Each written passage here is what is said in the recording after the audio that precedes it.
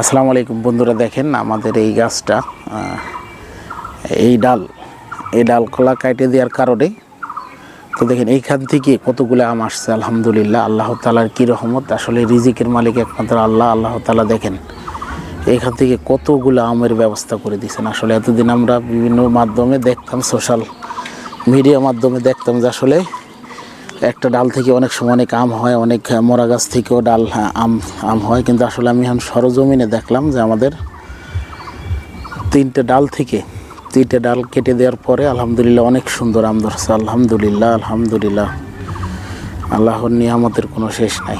অশেষ রহমত করে আল্লাহ তাআলা আমাদেরকে বানিয়েছেন এবং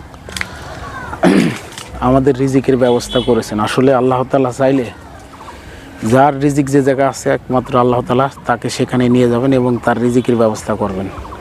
সমুদ্রের মাঝখানে লক্ষ লক্ষ হাঙর বা বড় বড় প্রাণী আছে যাদের টনকে টন খাবার লাগে।